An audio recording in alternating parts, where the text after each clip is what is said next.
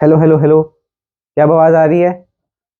हाँ, तो मैं सुमित शर्मा आप सबका स्वागत करता हूँ आपके अपने चैनल या बैच जीत बैच में, जहाँ पर हम जे नीट की फिजिक्स केमिस्ट्री और नीट की बायोलॉजी को कवर करेंगे। अब तक मैंने कुछ पढ़ाया नहीं, सिर्फ यही कहा है कि जिसको पिछला लेक्चर समझ आया था वो जरा एक सिंबल कुछ भेज दो बढ़िया से, है ना। तो हमने चैप्टर चल रहा है हमारा number 1, electric charges and fields, और आज उसका है लेक्चर नंबर 14, है ना। तो आज हम करेंगे क्या, पहले हम उसकी चर्चा करते हैं। क्वेश्चंस मैं आपके लिए कुछ लेके आया हूं। ये आपके मेंस के क्वेश्चन है तीनों, और एक आपको मैं नीट का क्वेश्चन भी दूंगा, पर वो इन तीनों के बाद करेंगे हम। पहले आप इन तीनों को करना ट्राई करना, थर्ड वाले से शुरू करना, ठीक है। सॉल्यूशन नंबर 3 से मैं स्टार्ट करूंगा समझाना। सबसे पहले मैं देखूं जरा बोर्ड आपको कहां तक है विजिबल, नहीं तो लेने के देने पड़ जाएंगे। यहां तक है ना, इससे थोड़ा नीचे इस मार्क से, ये पिछली वीडियो का मार्क था शायद। हाँ, परफेक्ट है यहां तक। हाँ जी, तो पहले आप थर्ड क्वेश्चन को सोल्व करना। अच्छा, पहले मैं रिवाइज करवा दूं क्या? जल्दी बोलो, पहले रिवाइज कर लें क्या? चलिए रिवीजन से स्टार्ट करें फिर। चलो रिवीजन से स्टार्ट करते हैं। सबसे पहले हम क्या कर रहे हैं, रिवीजन कर रहे हैं, रिवीजन ऑफ प्रीवियस लेक्चर्स। सबसे पहले हमने देखा था टॉर्क के बारे में कि एक डायपोल, अच्छा डायपोल को पूरा डायपोल हम रिवाइज करवा देते हैं आपको। पूरा डायपोल में जो जो हमने पढ़ा है उसको एक बार हम अच्छे से रिवाइज कर लेते हैं। पी वेक्टर निकालना हमने सबसे पहले लेक्चर में देखा था, डायपोल के सबसे पहले लेक्चर में, जिसमें हमने क्या पढ़ा था कि सिग्मा क्यू जो भी चार्ज है into distance from reference point या डी फ्रॉम रेफरेंस पॉइंट, अगर आप करेंगे इनका सिग्मा तो आपको डायपोल मोमेंट मिल जाएगा। ये हमने देखा था सबसे पहला पॉइंट डायपोल के बारे में। फिर सेकेंडली हमने देखा था कि डायपोल के कारण इलेक्ट्रिक फील्ड कैसी होती है। डायपोल के कारण जो इलेक्ट्रिक फील्ड होगी वो होगी इनवर्सली प्रोपोर्शनल टू आर का क्यूब, है ना। तो पी वेक्टर के लिए जो इलेक्ट्रिक फील्ड आई थी, इलेक्ट्रिक फील्ड एट एक्सियल, वो थी 2k p by R cube, और electric field at equatorial was pk by R cube, ठीक है ना। फिर हमने और क्या देखा था, एक रैंडम पॉइंट के ऊपर देखा था 3 वो अंडर रूट 3 पहले तो ये pk by R cube under root 3 cos square theta plus 1। और फिर हमने इसके बाद इन सब पॉइंट्स के बाद हमने देखा था about dipole in external field. External field में अगर डायपोल है यूनिफॉर्म फील्ड में, उसके ऊपर टॉर्क लगता है जिसकी जो वैल्यू है that is P vector cross E vector, यानी कि पीई साइन थीटा। तो ये क्या चल रहा है, रिवीजन चल रहा है, तो इसको मैं ऐसे करके लिखता हूं, पीई साइन थीटा, ये टॉर्क है इसके ऊपर, ठीक है। और फिर हमने देखा था अबाउट इस टॉर्क के बाद में हमने देखा था कि एक डायपोल में भी अगर हम माने फिर हमने देखा वर्क, टॉर्क के बाद हमने देखा था वर्क। वर्क का फॉर्मूला क्या था, minus PE cos theta 1 minus cos theta 2। सही है, मतलब कहां से कहां तक जा रहे हो, यही देखा था भाई, है ना। तो वर्क का क्या देखा था, minus PE cos theta 1 minus cos theta. अच्छा यहाँ पे ये करो हम, बिकॉज हमने माइनस पहले अंदर ले लिया ना, तो PE cos theta 1 minus cos theta 2, initial minus final है। फिर हमने और क्या देखा था, वर्क के बाद हमने देखा था potential energy U is equal to minus P dot E, यानी कि माइनस पीई कॉस थीटा। ये थी potential energy associated with dipole, ठीक है ना।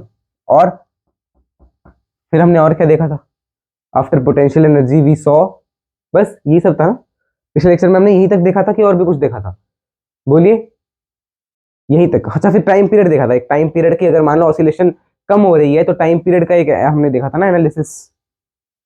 हाँ, तो उसमें क्या था फॉर्मूला, टाइम पीरियड का फॉर्मूला क्या आया था, time period was 2 pi under root I, जो कि क्या है moment of inertia, upon moment of inertia किसका, चार्जेस का, और पूरे सिस्टम का मतलब moment of inertia, divided by P into E. ये हमने देखा था। तो ये सारे हमने डाइपोल में अब तक जो हमने पढ़ा है वो यहां तक पढ़ा है। और मैं आपको बता दूं इसमें मेंस और एडवांस की चीजें काफी सारी हैं। जैसे अगर मैं बात करूं ना तो टॉर्क में, सॉरी यहाँ पे ये अगर मैं बात करूं, ये मेन आपको स्कूल में बताएंगे, मेंस में भी बताएंगे, एडवांस में भी। स्कूल में, मेंस में, एडवांस में ये चीज आपको स्कूल में बताई नहीं जाती, ठीक है। ये वाला, उसमें सिर्फ डाइपोल का मतलब होता है ये, एक पॉजिटिव एक नेगेटिव, परंतु असली डाइपोल मैंने आपको बताया क्या होता है। मोनोपोल के बारे में पढ़ा था हमने, क्वाड्रापोल के बारे में पढ़ा था, ऑक्टापोल के बारे में पढ़ा था, है ना। फिर ये टॉर्क का फॉर्मूला देखा था, वर्क का फॉर्मूला देखा था और यू का फॉर्मूला। अब ये फॉर्मूले तो हैं, तो ये तो सारे पढ़ाएंगे ही ना स्कूल वाले, पर ये आपको स्कूल में नहीं पढ़ाया जाता है। मैंने एक बच्चे का कमेंट पढ़ा था ना कि ये स्कूल लेवल तक ठीक है, बट फॉर नीट या JEE it is not valid या इट इज नॉट सफिशिएंट। तो हाँ, ये सफिशिएंट है and I can say this thing very confidently. Advance के लिए मैं कह रहा हूँ कि आपको भी कई सारे एफर्ट्स करने पड़ेंगे, पिछले कंसेप्ट को लिंक करना पड़ेगा, इसलिए अभी तो ऐसा कुछ है नहीं जो पिछले कंसेप्ट को लिंक कर रहा है। तो यहाँ पे पिछला कंसेप्ट लिंक हो गया, मोमेंट ऑफ इनर्शिया, तो इसको आप एडवांस भी मान सकते हो। ठीक है, तो ये सारी चीजें हैं। तो मैं इसको एक बार फोटो क्लिक करके क्वेश्चन की तरफ आने लगा हूँ। ठीक है, थर्ड क्वेश्चन देखते हैं। थर्ड क्वेश्चन में क्या है, एक डायपोल है जो कि पैरेलल है इलेक्ट्रिक फील्ड के, work done to rotate it by 60 degree. अब अगर मान लो पैरेलल है डायपोल, आपने उसको 60 डिग्री रोटेट किया, इसको मैं अब वो कर रहा हूं। आपसे पूछा क्या है पहले, वर्क डन का फॉर्मूला, मतलब ये वाला फॉर्मूला लगेगा। तो पहले मैं इसको मिटा देता हूं, फिर क्वेश्चंस करेंगे, या मुझे आप आंसर बताइए पहले। What will be the value of x?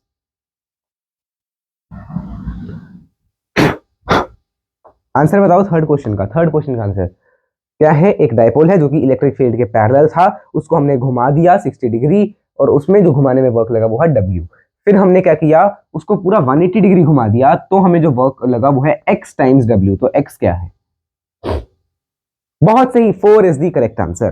कैसे करेंगे वो देखते हैं। सबसे पहले हमने क्या ले लिया, θ1 मतलब इनिशियल जो केस है, पैरेलल है 0 डिग्री, θ2 फाइनल केस, इसके लिए 60 डिग्री। ठीक है ना,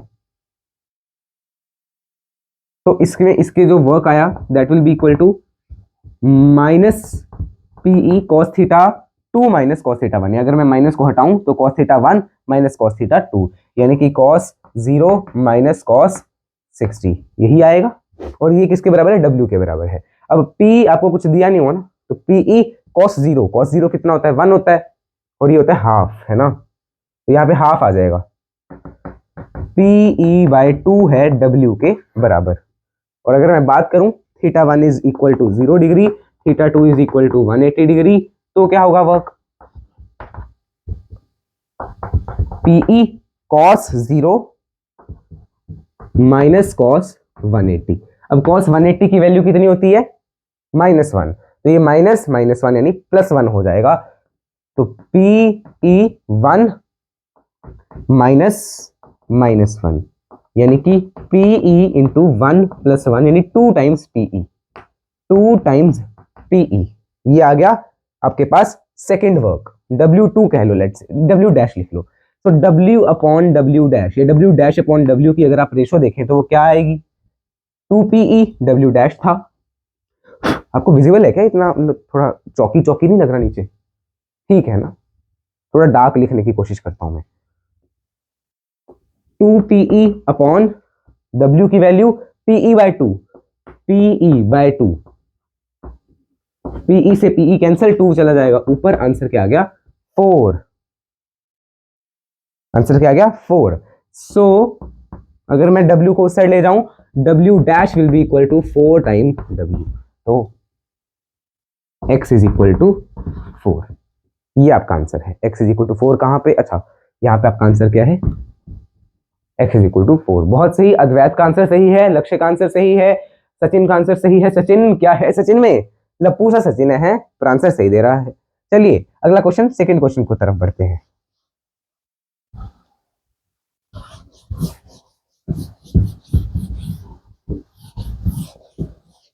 इसे इत्तेफाक की बात यह है कि आंटी ने बोला था लप्पू सा सचिन है, पर उस आंटी को लोग लप्पू आंटी कह के बुलाते हैं। अरे लप्पू आंटी आ गई, तो जिसने वो डायलॉग बोला था, सचिन क्या है, सचिन में लप्पू सा सचिन है? सेकेंड क्वेश्चन देखिए, 2 particles of mass capital M, charges plus Q and minus Q attached to a massless rod। अब massless का मतलब क्या है, what is the meaning of massless, वो भी मैं आपको क्लियर करूंगा। लेंथ है रॉड की L, तो ये मैंने एक रॉड बना ली, rod makes angle 45 degree with electric field. Let's say मैंने इस डायरेक्शन में क्या बना लिया, इलेक्ट्रिक फील्ड, तो रॉड कैसे हो गई, ऐसे हो गई, ये एंगल है आपके पास 45 डिग्री, ठीक है, इस तरह से। The time period of oscillation around the centre of mass, इसका सेंटर ऑफ मास यही होगा, बिकॉज दोनों साइड मास जो है वो बिल्कुल सेम लगा हुआ है, यहाँ पे भी कैपिटल M, यहाँ पे भी कैपिटल M, और चार्ज मान लो इसका Q है, इसका माइनस Q, ठीक है ना। इस सिस्टम में आपसे पूछा टाइम पीरियड, तो टाइम पीरियड का क्या फॉर्मूला था, 2 pi under root I by PE. आपको दिया हुआ है, कुछ और दिया है क्या, नहीं, लेंथ दी हुई है ना एल, तो ये है एल बाय टू, ये है एल बाय टू, बिकॉज दोनों मासेस सेम हैं, दोनों का डिस्टेंस सेम है, तो of course centre of mass बिल्कुल सेंटर पे ही होगा, ठीक है, बिकॉज दोनों का मास सेम है और दोनों का डिस्टेंस, ये जो ये है ना लाइन, इसके ऊपर अगर मास सेम है तो हाफ पे ही आएगा, of course centre of mass आपने फॉर्मूला पढ़ा होगा, है ना। हाँ, तो ये टाइम पीरियड आ गया। अब इसमें हमें आई निकालना है, यानी मोमेंट ऑफ इनर्शिया निकालना है।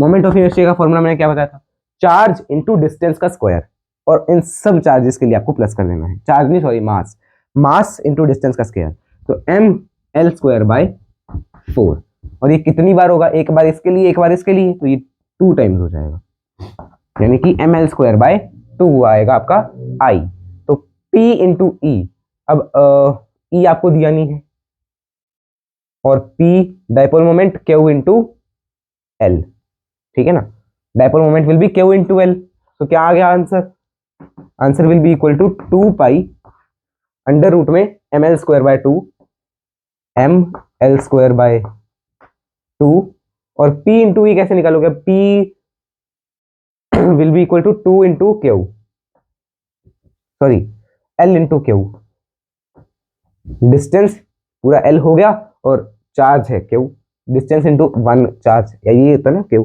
तो अब इलेक्ट्रिक फील्ड आपको दी हुई है क्या, नहीं, you are not given the electric field as well, तो इलेक्ट्रिक फील्ड आप E ले लीजिए। अब क्योंकि उन्होंने इलेक्ट्रिक फील्ड तो दे नहीं रखी, तो हम E ही ले लेते हैं, ठीक है, E आपके पास है, तो इसको अगर हम सॉल्व करें, L से एक पावर L की कैंसल, क्या बचा आंसर, 2 पाई अंडर रूट में ml बाय 2QE, ये आपके पास आंसर है, ठीक है ना, this is the final answer. चलिए अगला क्वेश्चन देखते हैं, इसकी भी मैं एक बार फोटो क्लिक करता हूँ। अच्छा, अभी हमने 2 क्वेश्चन किए नहीं और देखो टाइम कितना हो गया, ठीक है ना, और ये टाइम ज्यादा क्यों लग रहा है, बिकॉज हमने रिवीजन भी करी है, 2 क्वेश्चन भी करे हैं। अगर मान लो हम यही क्वेश्चन वहां पे कर रहे हैं तो हम बोल बोल के थोड़ी करेंगे, 1 मिनट लगाएंगे, जल्दी से फॉर्मूला अप्लाई कर देंगे। अगर हम पेपर में कर रहे हैं तो ठीक है, आपको क्या करना है, जल्दी जल्दी से करने की कोशिश करनी है, पर जल्दबाजी में, जल्दीबाजी में ना आपको होश नहीं खोने, ठीक है। फर्स्ट क्वेश्चन देखिए, अब इलेक्ट्रिक फील्ड दी हुई है, डायपोल पे अप्लाई की गई है, आपसे पूछा यू का फॉर्मूला क्या था, what is potential energy, minus PE cos theta, theta आपको कितना दिया हुआ है, 45 डिग्री, ई दिया हुआ है, पी दिया हुआ है, इतना easy question, minus P 10 to the power minus 29 into E 1000 into cos theta, cos 45 1 by root 2, अब इसका आंसर क्या आया, 10 to minus 10 to the power 1 2 3 ना, तो 29876, 26 डिवाइडेड बाय रूट 2, ये आ जाएगा, सॉल्व करके देख लो, सॉल्व करके देखो इसको, तो अगर मैं इसको देखूं 1 divided by root 2 that will be equal to 10 to the power minus 26 तो था ना, 1 डिवाइडेड बाय रूट 2 को हम क्या लिख सकते हैं, 0.707 ना, एक मिनट में 0.7 कुछ आएगा, मैं एक बार कैलकुलेटर की मदद से देखता हूँ इसको, 0.707 इस तरह से आपके पास आ रहा है, तो ये अगर मैं इसको एक इस साइड ले जाऊंगा तो 7.07 into 10 to the power minus 27 minus में, और क्या पूछा गया, energy joule, this will be correct answer, ठीक है, इसको नोट करो। फिर एक नीट का क्वेश्चन मैं आपको देना चाहूंगा, बहुत बढ़िया था वो भी क्वेश्चन, ठीक है, इसको नोट कर लो, डायपोल मोमेंट कैलकुलेशन का क्वेश्चन है और अच्छा ही है, ठीक है क्वेश्चन। हाँ, आज हमारा डायपोल कंप्लीट हो गया 14th लेक्चर में आकर। अच्छा, एक टॉपिक बचा है बस, डायपोल एंड डायपोल इंटरेक्शन, और इत्तेफाक की बात यह है कि वो भी सिर्फ जेई एडवांस्ड का ही टॉपिक है और नीट का भी टॉपिक है, ठीक है, मतलब नीट में उसमें से सिर्फ एक आधी बार क्वेश्चन आया है, फिर नहीं आया है, ठीक है, और जो एक आधी बार क्वेश्चन आया ना, उसमें वैल्यू नहीं पूछी कितना वो इंटरेक्शन है, आपसे बस सिंबल पूछा था कि आर के कितने में वो है, आर की कौन सी पावर पे वो इनवर्सली प्रोपोर्शनल है, ये पूछा था, तो वो भी हम करेंगे, पर पहले एक आपको क्वेश्चन दे रहा हूँ नीट का। क्वेश्चन क्या है वो मैं आपको बताता हूँ, नेट से निकाला है मैंने, कहाँ किया, एक मिनट, ये रहा। 3 पॉइंट चार्जेस हैं, plus Q minus Q and Q at 0 A 0, 0 A 0 पे एक चार्ज है, प्लस क्यू, कहीं हमने किया तो नहीं क्वेश्चन, ठीक है। सेकेंड 0 0 0 पे है -2 क्यू, 0 0 0 पे -2 क्यू, और थर्ड A 0 0 पे है -क्यू, सॉरी प्लस क्यू, ठीक है ना। Magnitude and direction of electric dipole vector, आपको बताना है magnitude and direction of electric dipole, dipole नहीं, you have to find P vector and its direction. और ये क्वेश्चन कौन से नीट का है वो भी मैं आपको बता देता हूँ, 2007 में ये नीट का क्वेश्चन है।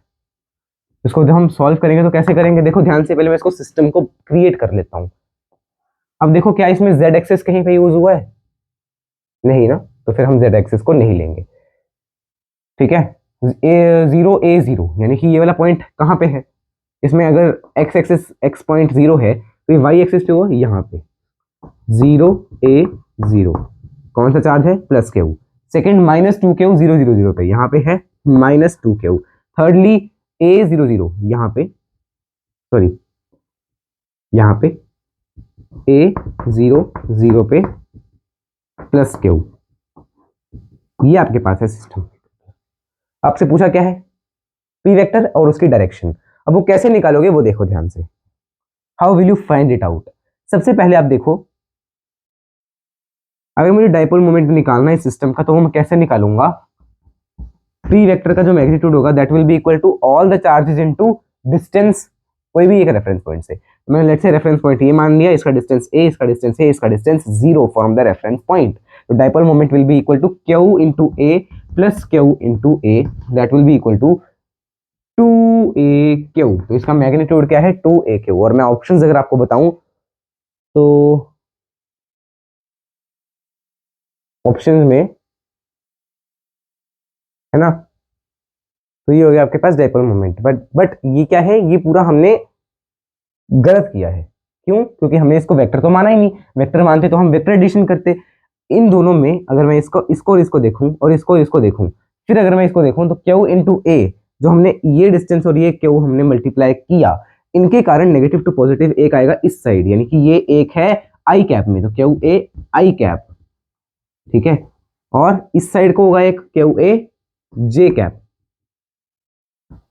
और net will be equal to, इन दोनों का कैसे करते थे net, under root I square plus J square, तो इसका square Q square A square plus Q square A square, 2 times Q square A square, यानी कि अंडर रूट में क्या आएगा, ए क्यू रूट 2।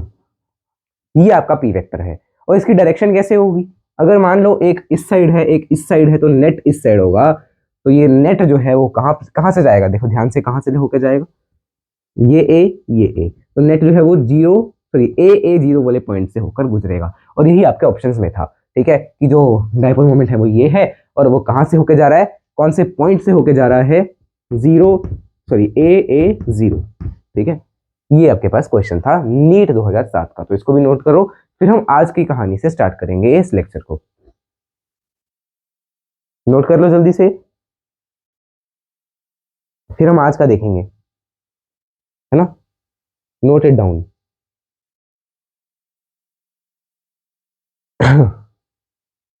हमें क्या लिखना है, force of interaction between two dipoles, दो डाइपोल हैं उनके बीच का फोर्स ऑफ इंटरेक्शन देखना है, तो पहले आप इसको नोट कर लो, ठीक है ना। फिर हम आज का टॉपिक स्टार्ट कर रहे हैं, force of interaction between two dipoles.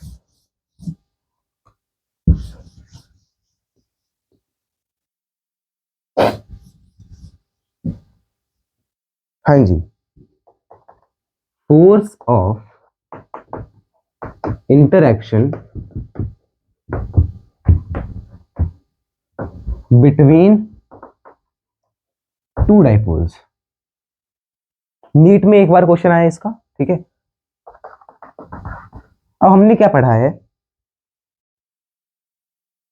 अगर मान लो कोई डायपोल है ना, ये डायपोल मैंने इस मान लिया जिसका डायपोल मोमेंट इधर है, ठीक है, लेट्स से ये डायपोल है और एक पॉइंट चार्ज का इंटरेक्शन हमने देखा इसके साथ, तो हमें क्या मिला था, जो फोर्स है वो क्या होता है E इंटू क्यू ना। तो इलेक्ट्रिक फील्ड कैसी थी, इलेक्ट्रिक फील्ड कैसी थी कोई पॉइंट चार्ज पे, इनवर्सली प्रोपोर्शनल टू आर, ठीक ही नहीं, P Q by R cube, है ना, सही बात है।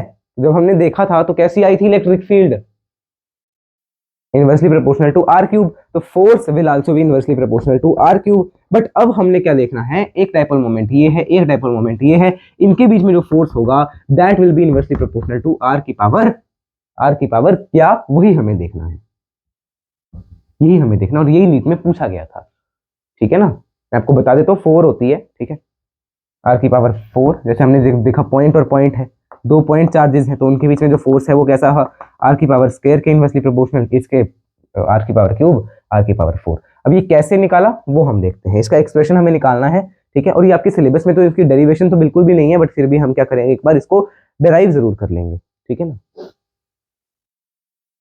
लेट्स से ये एक डायपोल है, इसका पी वेक्टर है ना, डायपोल मोमेंट, और यहाँ पे एक और डायपोल है जो कि ऐसे है जिसका डायपोल मोमेंट। अब ये डिस्टेंस लेट से क्या है, आर, स्मॉल आर, ठीक है, ये डिस्टेंस कितना है, स्मॉल आर, और ये जो थीटा है ये थीटा है आपके पास, ठीक है। अब आपको बताना है कि इसके ऊपर फोर्स आपको निकालना है, इसके कारण उसके ऊपर या उसके कारण इसके ऊपर, ठीक है। P1 P2 लिखूं कि यही लिखूं, चलो ऐसे ही देख लेते हैं, चलो P1 P2 लिख लो, P1 P2, ठीक है। तो अगर आपको चाहिए कि आपको फोर्स निकालना तो कैसे निकालोगे, पहले आप U निकाल लो, फिर माइनस DU बाई DR कर लेना, क्योंकि आपने क्लास 11th में पढ़ा है कि आप ऐसे कर सकते हो, ठीक है। इसको मैंने थोड़ा इस साइड करके लिख देता हूँ, ये एक डायपोल है, ये एक ऐसा है, तो इसका जो फोर्स है इनवर्सली प्रोपोर्शनल टू आर की पावर 4। अब अगर मैं U लिखना चाहूं तो U की वैल्यू क्या होती थी, माइनस, U की वैल्यू कैसे निकाली थी हमने, U की वैल्यू, हाँ जी, U बताइए, हाँ जी, माइनस PE कॉस थीटा होती थी, है ना। अगर मुझे निकालना है इसके ऊपर का U, इसके ऊपर अगर मुझे U निकालना है, यानी potential energy on the dipole निकालनी है, तो यहाँ पे मैं P किसका डालूंगा, है P, ये चलो मुझे मान लो इसके ऊपर निकालना है, तो जो P होगा वो मैं क्या डालूंगा, P2 डालूंगा, है ना, P2 डालूंगा, क्योंकि जिसके ऊपर निकालना है उसी का तो डायपोल मोमेंट डालूंगा, और इलेक्ट्रिक फील्ड जिसके ऊपर निकालना है उसके ऊपर इलेक्ट्रिक फील्ड कितनी लग रही है, इसके कारण ही लग रही होगी, इसके कारण यहाँ पे कितनी होगी, ये एक्सियल पॉइंट है तो 2PQ बाय आर क्यूब, तो 2 इसके कारण जो इलेक्ट्रिक फील्ड इसके ऊपर लगेगी उसमें तो इसी का आएगा ना, P1 नहीं आएगा ना, और ये आर का क्यूब, यहाँ पे माइनस का साइन भी है, और साथ में मल्टीप्लाई करेंगे कॉस थीटा, ये आ गया आपके पास है यू क्या आया, -2P1P2, अच्छा यहाँ पे के भी तो आएगा,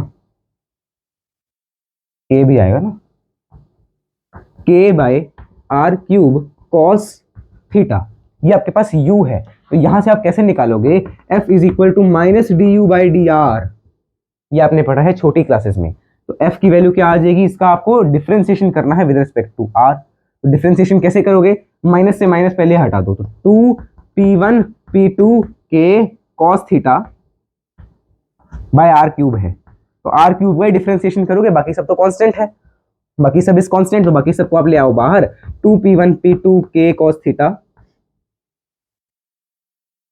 राइट,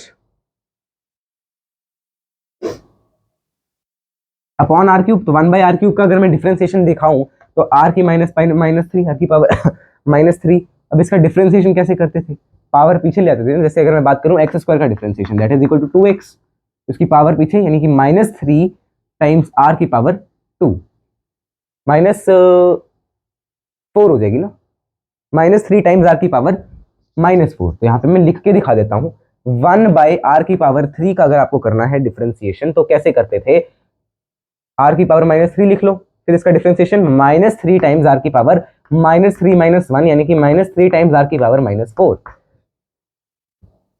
ठीक है, तो कहां पे गया इसका डिफरेंशिएशन, -3 r की पावर -4 यानी कि -3r/4, -3 अपॉन r की पावर 4, इंटू -3/r⁴ उसको सॉल्व किया -6p1p2 cos theta by r⁴ ये आपके पास आ जाएगा और यही है force of interaction between any two dipoles ये, ठीक है, जिसका एंगल मान लो थीटा है। अगर मान लो ये वाला भी ऐसे ही पड़ा होता तो theta is equal to 0 degree, अगर थीटा इज इक्वल टू 0 है तो -6p1p2/r⁴।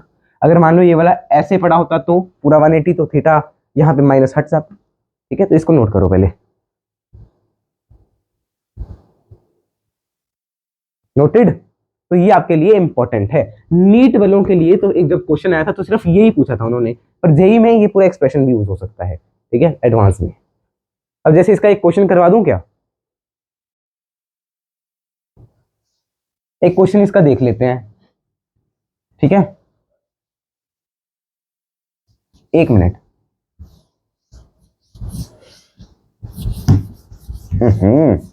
टू डस्टी,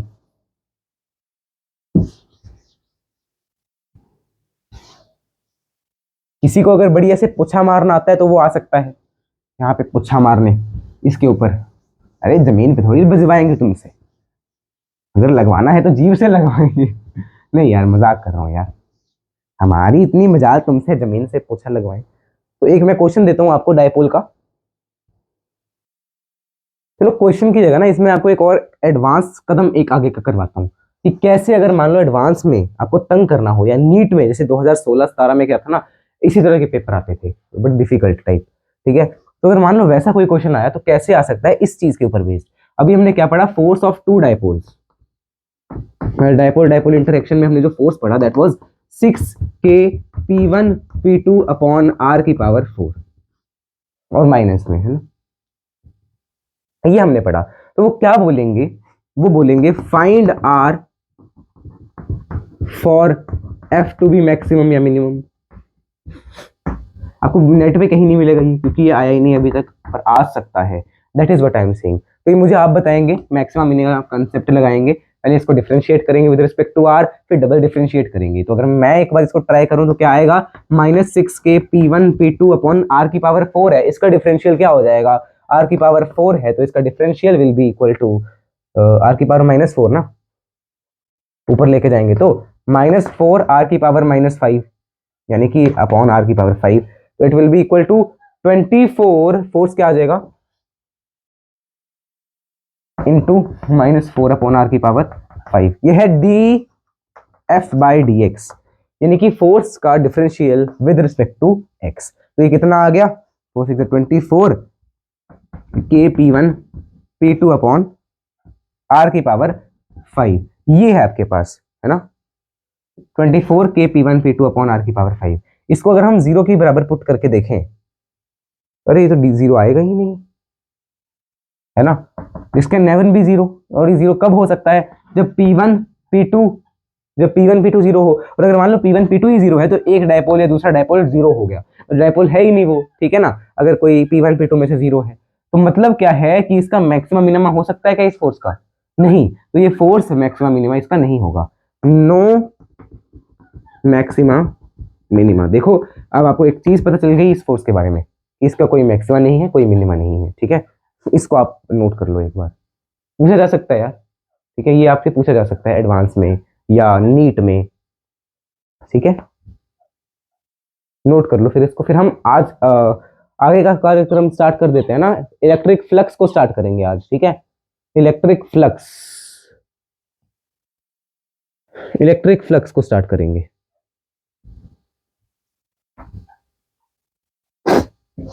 ये आपका इस चैप्टर का ना लास्ट सेगमेंट है, electric flux and Gauss law, Gauss theorem.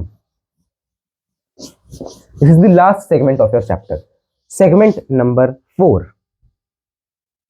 ठीक है। तो हमने हर एक सेगमेंट को लगभग 4-5 लेक्चर्स तो दिए हैं। फोर्स को पहले फोर्स को 4-5 लेक्चर थे, फिर इलेक्ट्रिक फील्ड को भी 4-5 लेक्चर लगे थे, फिर अभी डायपोल के लिए 4 लेक्चर्स लग गए, ठीक है ना।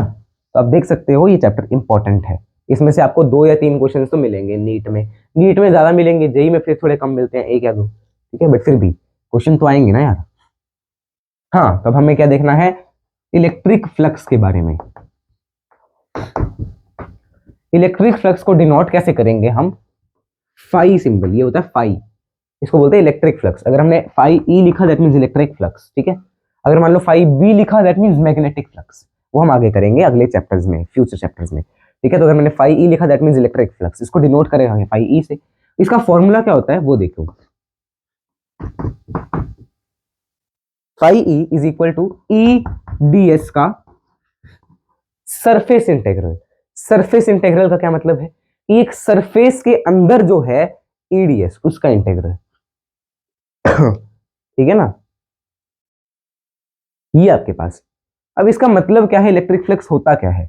इलेक्ट्रिक फ्लक्स का मतलब है number of EFL, electric field lines passing through a unit area, passing through a unit area, ठीक है। Number of electric field lines passing through a unit area, मतलब आपको एरिया में कितनी इलेक्ट्रिक फील्ड लाइंस हैं वो बताना है। अब एरिया वेक्टर होता है ना, ये क्या है, वेक्टर क्वांटिटी है, ये क्या है, वेक्टर क्वांटिटी है, this is vector, this is vector. तो ऑफ कोर्स एक वेक्टर दूसरा वेक्टर आपस में मल्टीप्लाई होकर एक स्केलर दे रहे हैं, बिकॉज ये क्या नंबर है, तो नंबर तो क्या होता है, स्केलर होता है ना, नंबर होगा तो क्या होगा, स्केलर होगा, है ना। तो अगर ये स्केलर है, अगर ये स्केलर है, इफ इट इज स्केलर, तो स्केलर का क्या मतलब हुआ, ये कौन सा प्रोडक्ट है, किसी दो वेक्टर्स में हम कौन सा प्रोडक्ट लगाते थे जिसका आंसर जो है वो स्केलर मिले, of course it is the dot product, ठीक है। तो ये डॉट प्रोडक्ट है तो हम क्या लिख सकते हैं, ई डॉट बी या E dot A, E dot A is equal to 5, E dot A is equal to 5। यहां पे ए क्या है, एरिया वेक्टर, एरिया वेक्टर, और ई क्या है, इलेक्ट्रिक फील्ड, ठीक है। अब एरिया वेक्टर की डायरेक्शन कैसे होती है, हर बार आपको ये पता होना चाहिए, परपेंडिकुलर टू सरफेस हम लेते हैं area vector. Area vector is always taken perpendicular to surface. जैसे अगर मैंने मान लो बनाया एक इस तरह से, ये है आपके पास, इसका एरिया वेक्टर आपको मैंने पूछा फर्स्ट फ्रंट फेस का, फ्रंट फेस का एरिया वेक्टर बाहर की तरफ परपेंडिकुलर, ठीक है। अब परपेंडिकुलर एक अंदर भी हो सकता है, बट हमने बाहर की तरफ क्यों लिया, हम आउटसाइड का ही लेते हैं, ऐसा देखो, बाहर की तरफ, पीछे वाले का ऐसा अंदर की तरफ, ठीक है। इस वाले का इस साइड होगा, इस वाले का इस साइड, इस वाले का नीचे और इस वाले का ऊपर, ये चेक करो, ठीक है ना। इस तरह से आपके पास एरिया वेक्टर्स आएंगे, ठीक है। Area vector is always perpendicular to the surface. जैसे अगर मैं बात करूं इस साइड, ये मान लो ए है दोनों साइड्स, तो इस साइड का एरिया वेक्टर होगा ए स्क्वायर, और परपेंडिकुलर टू सरफेस मान लो ऐसा है तो आई कैप, ठीक है ना। इस तरह से आपके पास आएगा एरिया वेक्टर, ठीक है। It will be always be perpendicular to surface. अब ऐसे क्वेश्चन देखिए एक, the area vector of a square in X Y plane lies in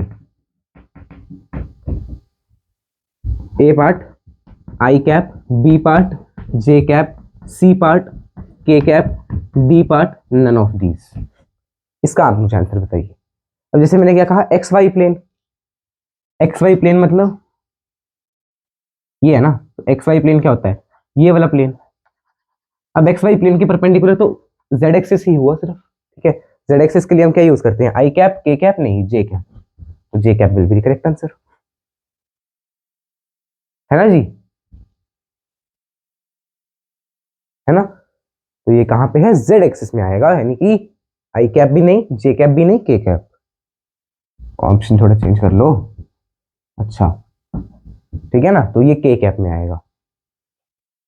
तो ये है आपके पास इलेक्ट्रिक फ्लक्स की कहानी, कि कितनी इलेक्ट्रिक फील्ड जा रही है from that area, particular area. अब अगर मैं बात करूं तो आप इसको कैसे जोड़ेंगे, कैसे देखेंगे, आप इसको देखेंगे कि एक लाइट की बीम आ रही है, एक लाइट की बीम आ रही है, तो कितने सरफेस में से जाएगी, वही है आपके पास electric field, sorry electric flux. जैसे इसकी फील मैं आपको दिलवाता हूं,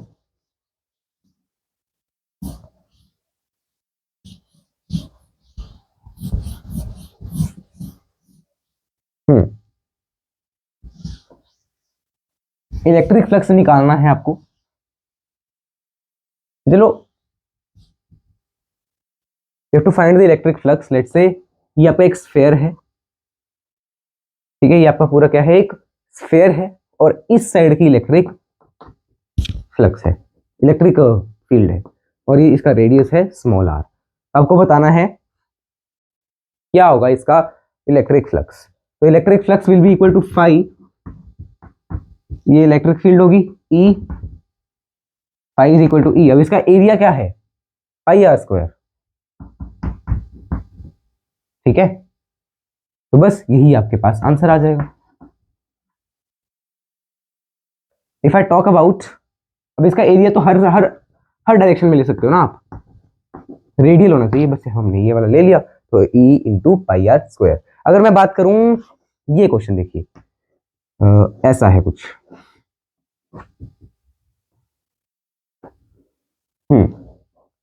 इलेक्ट्रिक फील्ड है इधर से, इस डायरेक्शन से इलेक्ट्रिक फील्ड आ रही है, ठीक है। तो आपको बताना है इसका क्या लोगे आप।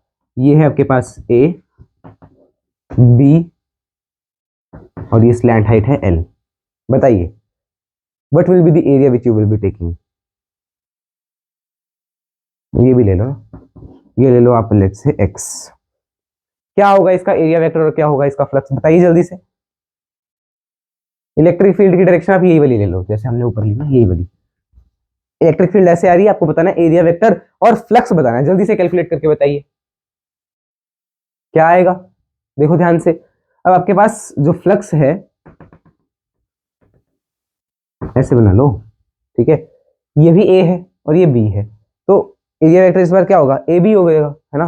बिकॉज अगर आप इसका एरिया निकालेंगे तो फिर क्या कर रहे हो भाई आप, आपको शेडो देखनी है, शेडो देख के चलो। मैंने लाइट मारी तो वो इसके एरिया से थोड़ी निकलेगी, वो तो पीछे वाले एरिया से निकलेगी ना, सही बात है, तो पीछे वाला एरिया ही लोगे, यानी कि A into B, A B E, A B E vector, ये है आपके पास फाइव। और अगर इसी केस को मैं थोड़ा सा मॉडिफाई करके आपके पास पेश करता हूँ, देखना ध्यान से सॉरी, इसी पेज को इसी केस को, ओ यार नहीं टूटी नहीं, थोड़ा सा मॉडिफाई करके आपके सामने मैं लिख रहा हूँ, कैसे लिख रहा हूँ वो देखो, कोई छुट्टी नहीं मिलेगी अभी, ठीक है।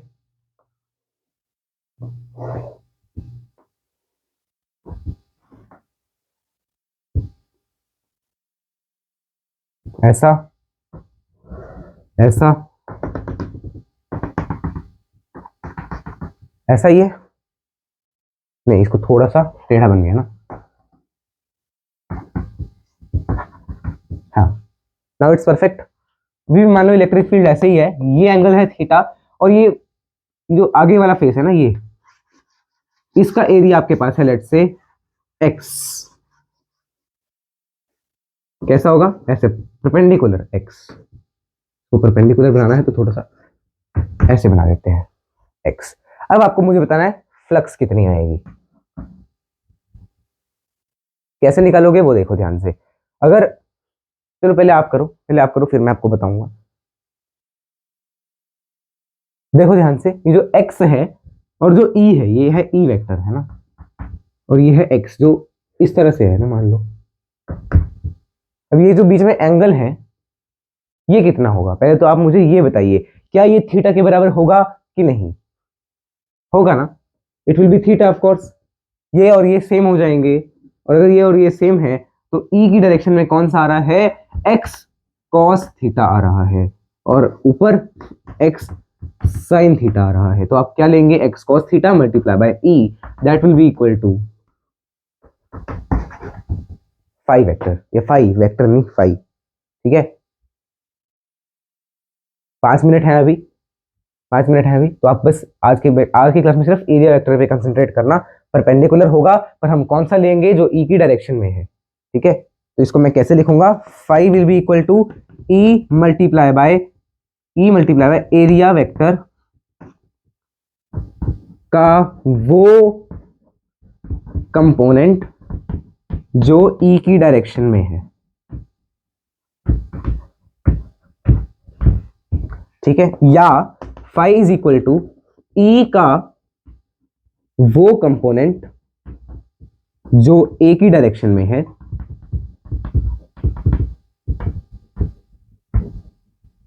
Multiply by E vector, A vector, ठीक है, या मतलब वही है ना, शेडो का आप देखो, ठीक है, तो ये जो है वो पिछले वाले के बराबर ही होगा, ठीक है ना।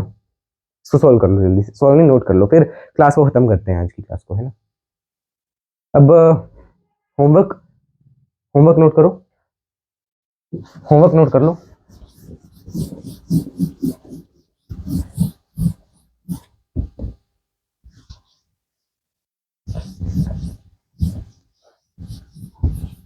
Homework,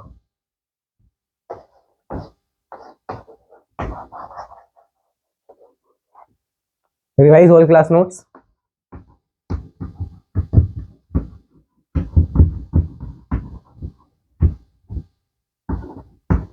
solve DPP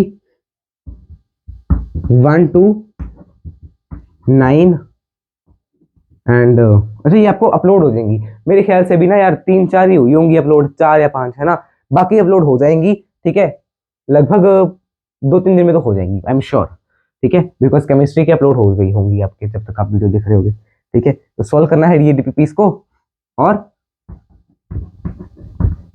revise all previous lectures, ठीक है ना। तो ये आपके पास आपका होमवर्क है। चलिए फिर मिलते हैं। सॉन्ग कौन सा सुनोगे?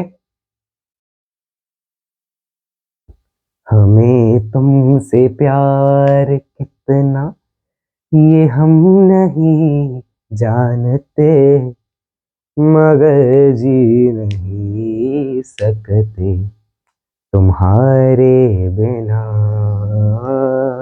हमें तुमसे प्यार कितना ये हम नहीं जानते, मगर जी नहीं सकते तुम्हारे बिना।